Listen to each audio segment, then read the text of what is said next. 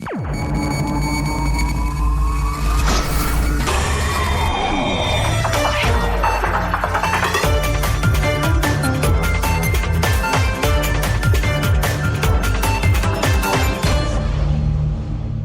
s'est tenu au Champ d'Oiseaux de Cotonou ce 15 octobre 2021 une rencontre entre les sœurs salésiennes de Don Bosco et l'agence pénitentiaire du Bénin APB à l'occasion des 10 ans d'activité du service Dominique Savio dans l'accompagnement psychosocial des jeunes dans les prisons. C'était une séance de réflexion au cours de laquelle les acteurs de la prison civile, les sociologues, les assistances sociales, les parents et plusieurs acteurs ont échangé sur la capitalisation du téléaccompagnement des jeunes en conflit avec la loi. Présidé par les acteurs clés des deux parties, c'est le directeur général de l'agence pénitentiaire du Bénin qui a procédé à l'ouverture officielle de la dite séance après le mot de bienvenue de la directrice des sœurs salésiennes de Don Bosco. Chers participants,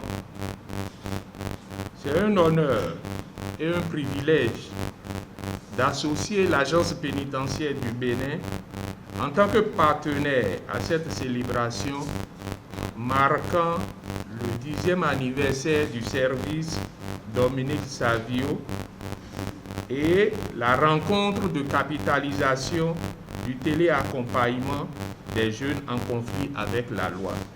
Notre partenariat avec les sœurs salésiennes de Don Bosco, de l'Institut des filles de Marie Auxiliatrice, œuvre sociale, ne date pas d'aujourd'hui.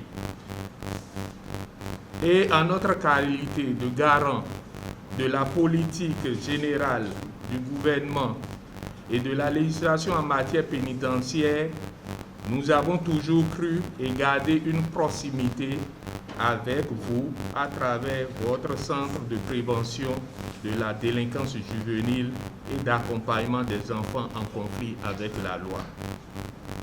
Cette proximité nous a permis de relever de nombreux défis dans les établissements pénitentiaires et je voudrais saluer à cet effet votre engagement pour ces couches vulnérables.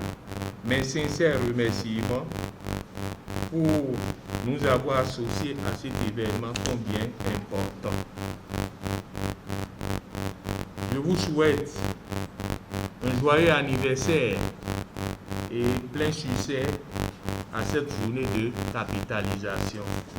Donc, sur ces mots, je lance la rencontre de capitalisation de téléaccompagnement des enfants en conflit avec la loi. Je vous remercie.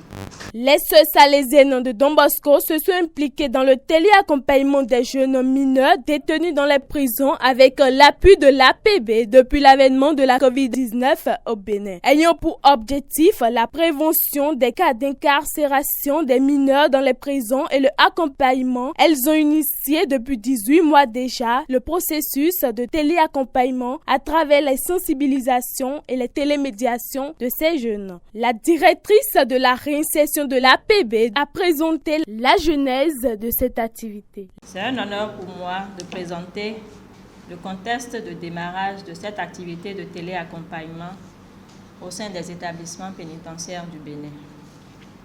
En effet, la pandémie de COVID-19 qui sévit actuellement dans le monde est devenue une urgence sanitaire pour toutes les nations. Avec l'avènement du Covid, la mise en application des mesures générales de confinement ne reste pas sans conséquences sur la vie quotidienne des détenus, de même que sur leur état psychologique. C'est donc pour préserver la population carcérale des conséquences de cette pandémie que le gouvernement, par le biais de l'Agence pénitentiaire du Bénin, a pris un certain nombre de mesures, dont la suspension des activités et les visites dans les établissements pénitentiaires. Dans le souci donc de réduire les conséquences de cette situation et surtout de maintenir les liens familiaux, qui est une des activités de réinsertion, l'agence pénitentiaire a sollicité l'appui technique du service Dominique Savio, des sœurs salésiennes et d'autres psychologues bénévoles pour concevoir et exécuter une expérience pilote de téléaccompagnement au profit des détenus des établissements pénitentiaires du Bénin. Il s'agissait de faire le téléaccompagnement des détenus à travers des numéros mis en place à cet effet. Cette activité s'exécute tous les mardis, jeudis et vendredis. Sans donc entrer dans les établissements pénitentiaires, les détenus, avec l'appui des régisseurs, étaient autorisés à s'inscrire sur une liste et à parler avec un psychologue selon une programmation donnée, et ceci dans les locaux aménagés à cet effet. Cette activité a démarré en mars 2020 et se poursuit. À travers cette activité de prise en charge, nous sommes certains d'avoir des familles réconciliées, d'avoir des mineurs reconvertis, gage de l'assurance d'une bonne relève. L'avènement de la COVID-19 a eu des impacts aussi bien que sur les jeunes que sur les différents acteurs qui les accompagnent. Mais cette démarche de téléaccompagnement a permis d'aboutir à un certain nombre de résultats. Monsieur Maurice Anangonou, chef projet d'AMS. Nous allons à présent procéder à la présentation des résultats de notre expérience de téléaccompagnement. Et comprenez qu'il s'agit d'accompagnement à distance. Parce que cette recherche nous a fait comprendre que téléaccompagnement, c'est lorsque c'est organisé à partir de son domicile. Alors, l'expérience du téléaccompagnement des mineurs est unique au Bénin et le travail à distance semble quelque chose qui risque de s'installer sur la durée. C'est pourquoi nous saisissons l'occasion des 10 ans de notre service pour capitaliser cette expérience toujours en cours. Alors, quel est l'effectif des mineurs téléaccompagnés? Comme l'ont souligné les différents intervenants, nous avons téléaccompagné 111 jeunes répartis comme suit. Effectif des mineurs incarcérés avant le 27 mai, mais toujours en détention, 108. Effectif des mineurs incarcérés entre le 27 mars et le 31 décembre 2020, 68. Effectif des mineurs incarcérés entre le 1er janvier et le 30 septembre 2021, 135, ce qui fait un total de 311.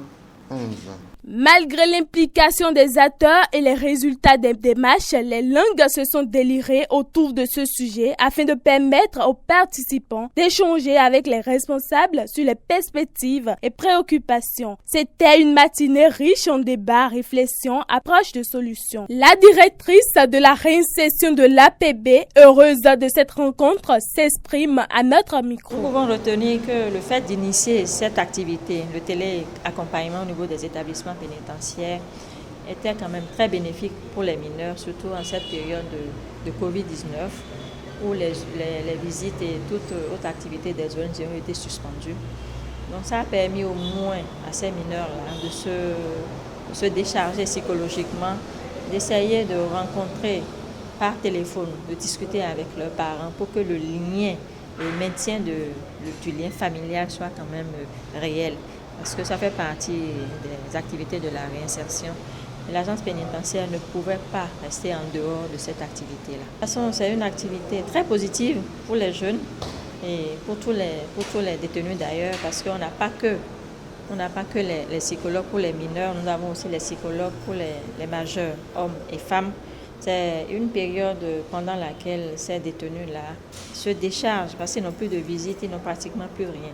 Donc en cette période de Covid, je pense qu'elle est nécessaire. La journée de capitalisation du téléaccompagnement des jeunes mineurs en conflit avec la loi, organisée par les Sœurs Salésiennes de Don Bosco en collaboration avec l'agence pénitentiaire du Bénin APB, a permis aux participants d'échanger afin de faire un point de ce bref parcours qu'ils ont eu à faire suite à l'avènement de la COVID-19 et les activités en cours.